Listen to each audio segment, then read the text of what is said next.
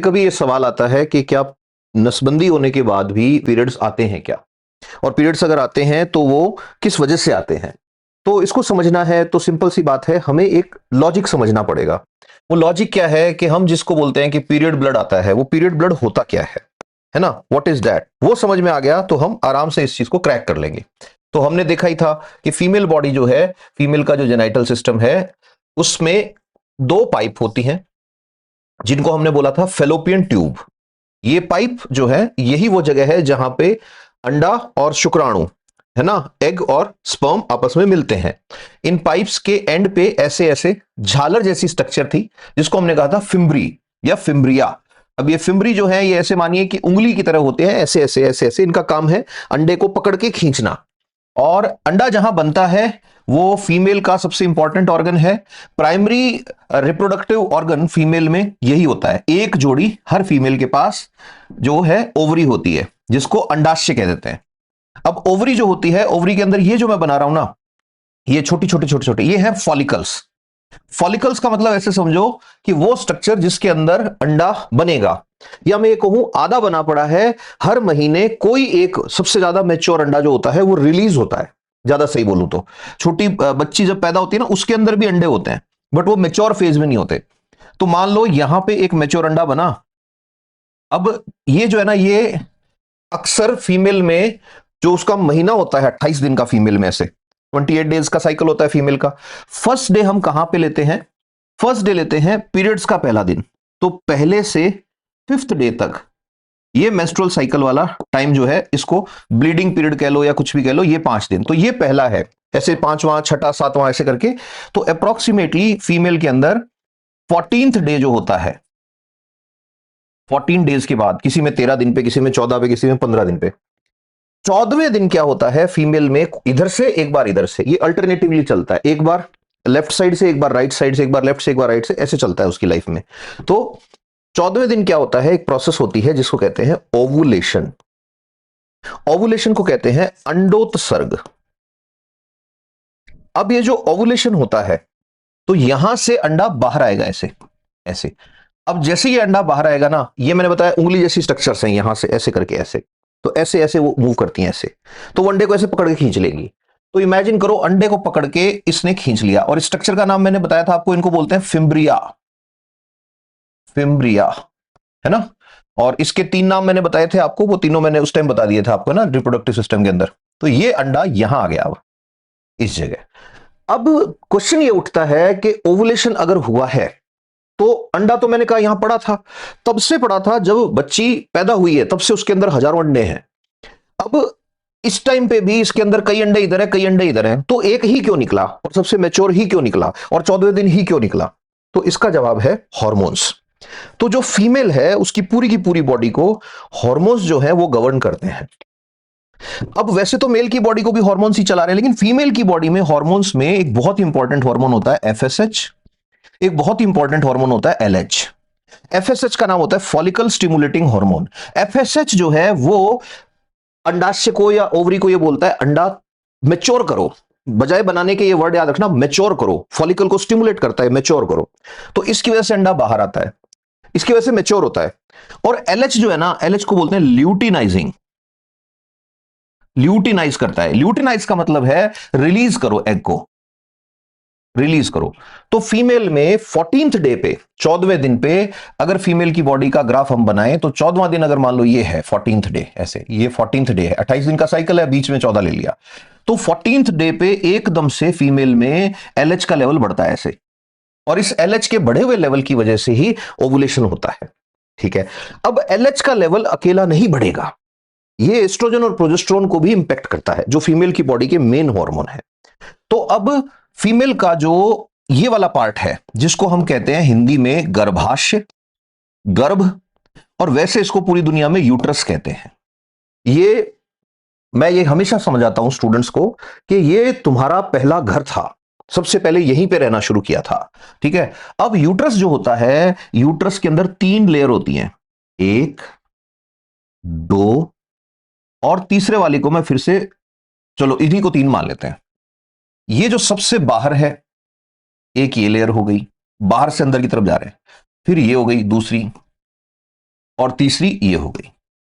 जो सबसे बाहर है पेरीफ्री, इससे याद रखना पेरीमेट्रियम इसको बोल देते हैं। फिर उसके बाद आ गई मायोमेट्रियम, और सबसे अंदर वाली हो गई एंडोमेट्रियम। अब यहां पे दो बातें याद रखने की हैं कि ये जो, अब इसके अंदर और अच्छे से दिख जाएगा एनसीईआरटी वाले में, कि जो एंडोमेट्रियम है ये सबसे अंदर की लेयर है। अभी जो पीरियड्स की बात करेंगे वो एंडोमेट्रियम से ही समझ में आएगी। मायोमेट्रियम बीच की लेयर है और सबसे बाहर वाली पेरीमेट्रियम है। तो एक बार यही क्वेश्चन आया हुआ है कि जीके में देखो ऐसे ही क्वेश्चन आते हैं कि भाई जब सिजेरियन कर रहे हैं या जब यूट्रस में कट लगा रहे हैं तो सबसे पहले कौन सी वाली लेयर कटती है। तो इन तीनों के नाम ऑप्शन के अंदर है, तो सबसे बाहर वाली सबसे पहले कटेगी तो पेरीमेट्रियम हो गई। यह भी क्वेश्चन आया हुआ है एक बार कि जब बच्चा मां के गर्भ में रहता है तो कौन सी लेयर उसको पोषण देती है, कौन सी लेयर उसको खाना देती है। तो एंडोमेट्रियम देती है क्योंकि सबसे अंदर है। तो आप इसको इजीली याद कर सकते हो, सबसे बाहर पेरीमेट्रियम, उसके बाद मायोमेट्रियम, उसके बाद एंडोमेट्रियम। एक और सवाल पूछते हैं। वो सवाल क्या पूछते हैं कि बताओ कौन सी लेयर है जो बच्चे को पैदा करने में हेल्प करती है। तो जब बच्चा मैच्योर हो जाता है, जब बच्चा अंदर पूरा 9 महीने का हो जाता है, उस टाइम बच्चे को पुश करने का काम मायोमेट्रियम करती है। तो जब मां प्रसव में होती है, लेबर पेन्स में होती है, उस टाइम मायोमेट्रियम जो है इसके अंदर होते हैं कॉन्ट्रैक्शंस। कॉन्ट्रैक्शंस का मतलब संकुचन। अब इसको समझे बिना आप पीरियड्स जो आ रहे हैं उसका कनेक्शन नहीं समझ सकते। तो होगा क्या, यहां ओवरी थी, ओवरी से एग निकला, अंडा निकला, वो अंडा इन्होंने खींच लिया फिम्ब्रिया ने, फिम्ब्रिया से खींच के अंडा यहां आ गया, यहां बैठा अंडा। अब अंडा इधर जो मूव कर रहा है ना, यहां से यहां, अंडे की इस मूवमेंट में लगे इसको 6 से 12 घंटे, अंडा यहां आ गया। अब जब अंडे ने चलना शुरू किया तो फीमेल की बॉडी अचानक से एंडोमेट्रियम को थिक बनाना शुरू कर देगी। तो जो एंडोमेट्रियम है वो मोटी होनी शुरू हो जाएगी, फूलनी शुरू हो जाएगी। तो फीमेल की बॉडी में इस तरह का सिस्टम है कि अगर मैं ये कहूं, ये एक फीमेल की यूट्रस की पिक्चर में ले रहा हूं ऐसे ऐसे, तो पहले उसकी जो एंडोमेट्रियम थी वो ऐसी थी, दिस इज एंडोमेट्रियम। अब जैसे ही ये फीमेल ओवुलेट होगी, ओवुलेट का मतलब इसमें जैसे इसमें अंडा बनेगा फीमेल में, अपन इसको कॉपी कर लेते हैं इधर ऐसे, तो आप ये पाएंगे कि ये जो एंडोमेट्रियम है ये ऐसे थिक हो जाएगी। अपन इसकी थिकनेस बढ़ा लेते हैं ऐसे थोड़ी और, ये ऐसे हो जाएगी, खूब मोटी लेयर हो जाएगी ऐसे, लाइक दिस, ऐसे। ध्यान से सुनना बात को, ऐसे।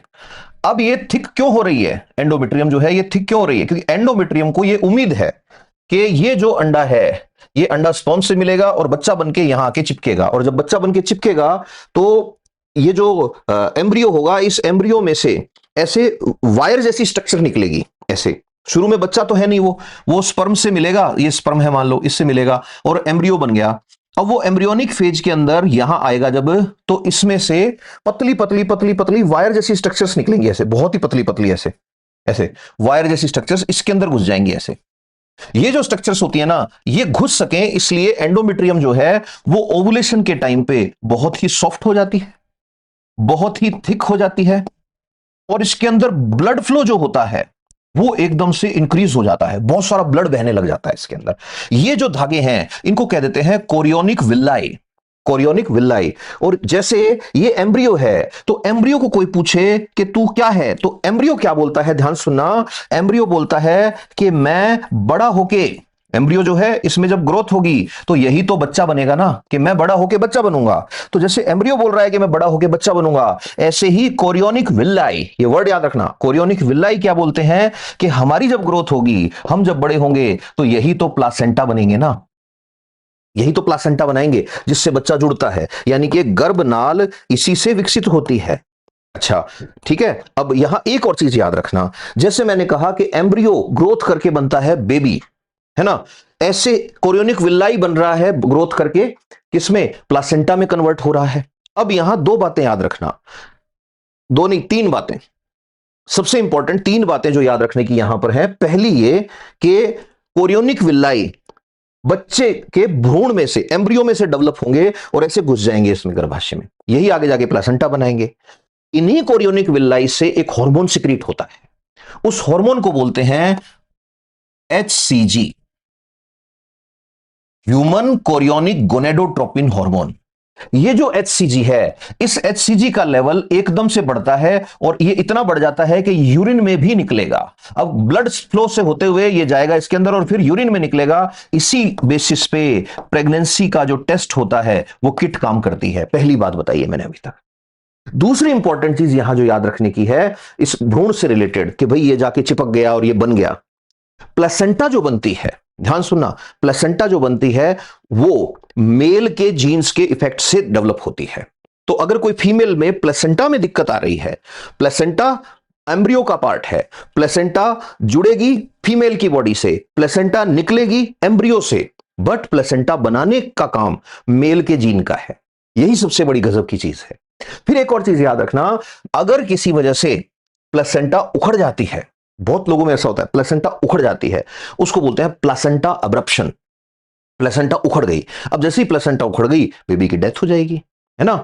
अब ध्यान सुनना, एंडोमेट्रियम जो है ये रेडी हो रही है। ये वो कंडीशन है जब फीमेल मां बन रही है।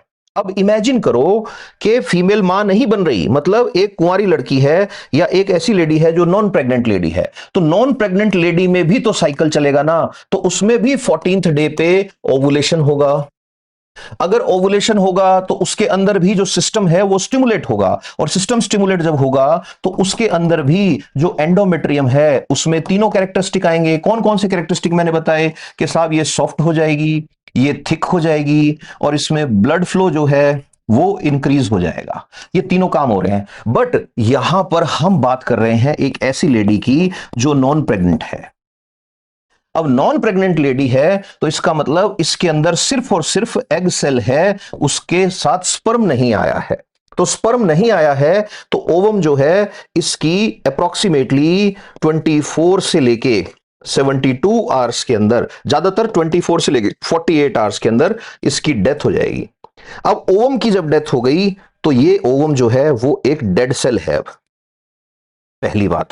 दूसरी बात, अब एंडोमेट्रियम जो है वो कोई काम की नहीं है।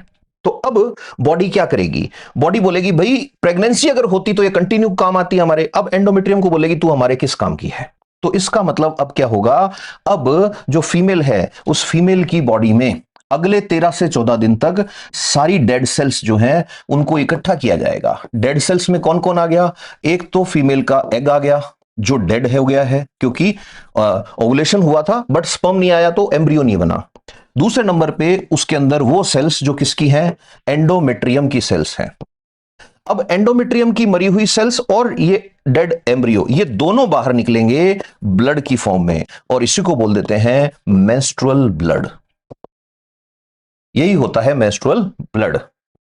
यहां तक शायद आपको समझ आ गया होगा। इसका मतलब यह है मेंस्ट्रुअल ब्लड में दो चीजें हैं। एक मेंस्ट्रुअल ब्लड के अंदर है मरा हुआ अंडा, दूसरा मेंस्ट्रुअल ब्लड जो है अंडाणु, अंडे से भी अंडाणु कहते हैं हिंदी के अंदर। दूसरे नंबर पे क्या है? एंडोमेट्रियम की मरी हुई सेल्स हैं। अब जब फीमेल की नसबंदी होती है, जब फीमेल की ट्यूबेक्टोमी होती है, तो उस टाइम पे क्या करते हैं? ये जो ट्यूब्स हैं इनको सील कर देते हैं, ऐसे या तो सील कर देते हैं या इनको काट देते हैं। अब जब इनको सील कर दोगे या काट दोगे तब भी लड़की में ओवरी से अंडाणु तो निकलेगा ना, ऐसे निकलेगा। अंडाणु निकलेगा तो एलएच तो रेज होगा, एलएच रेज होगा तो एंडोमेट्रियम भी थिक होगी, एंडोमेट्रियम भी थिक होगी तो एक टाइम के बाद अंडा भी मरेगा। इस बार क्या होगा? अंडा यहीं मर जाएगा और मरे हुए अंडे को बॉडी एब्जॉर्ब कर लेगी, फीमेल की बॉडी को न्यूट्रिशन मिलेगा। और एंडोमेट्रियम जब मरेगी तो एंडोमेट्रियम निकलेगी पीरियड के ब्लड के रूप में, यानी कि नसबंदी के बाद भी, यानी कि नसबंदी के बाद भी फीमेल में पीरियड आते हैं। बट उस टाइम पे जो पीरियड आते हैं उन पीरियड्स में, तो अब ध्यान से देखो, ये वो फीमेल है जिसकी ट्यूबेक्टोमी नहीं हुई है, उस फीमेल की नसबंदी नहीं हुई है, और ये वो फीमेल है जिसकी नसबंदी हो गई है। तो जिस फीमेल की नसबंदी हो गई है उस फीमेल के अंदर पीरियड ब्लड जब आएगा, मेंस्ट्रुअल ब्लड जब आएगा, तो उसके मेंस्ट्रुअल ब्लड के अंदर सिर्फ क्या होगी? सिर्फ एंडोमेट्रियल सेल्स होंगी, यानी ओवम नहीं है उसके अंदर, अंडा नहीं है उसके अंदर। तो ये क्वेश्चन अब आपसे पूछेगा तो आप बड़े अच्छे से समझा सकते हैं, दोनों ही चीजों की बात कर सकते हैं। अब फीमेल की बॉडी से ब्लड बाहर जा रहा है, इसीलिए फीमेल के अंदर एनीमिया के केसेस बहुत होते हैं, फीमेल को न्यूट्रिशन ज्यादा चाहिए होता है। बहुत सारे कल्चर ऐसे हैं, बहुत सारे रिलीजन ऐसे हैं, उनको अप्रिशिएट करता हूं मैं इस चीज को कि उन्होंने ऐसी व्यवस्थाएं बनाई हैं कि जब पीरियड होते हैं तो फीमेल रेस्ट करती है। बहुत सारी जगह तो ये होता है कि घर में रसोई में भी नहीं जाती वो। तो बात ये नहीं है कि अशुद्धि है, ये है वो है, बात ये है कि उस टाइम फीमेल की बॉडी, फीमेल के हार्मोन्स एक अलग लेवल पे होते हैं, एक अलग तरह से डील कर रहे होते हैं। राजस्थान में बात चल रही है, इंडिया में बिहार पहला ऐसा स्टेट बना है जिसने सरकारी स्तर पर पीरियड्स अगर हैं तो फीमेल को छुट्टी मिलेगी। बहुत सारी कंट्री ऐसी हैं जहां पे पीरियड्स में फीमेल को 2 दिन की, कहीं पे 3 दिन की छुट्टी दी जाती है। तो काइंड ऑफ रेस्ट देने के लिए पुराने टाइम में इस तरह की परंपरा इन्होंने बनाई होगी। तो आगे से कोई क्वेश्चन पूछेगा तो होपफुली आंसर दे दोगे बड़े अच्छे से इसका।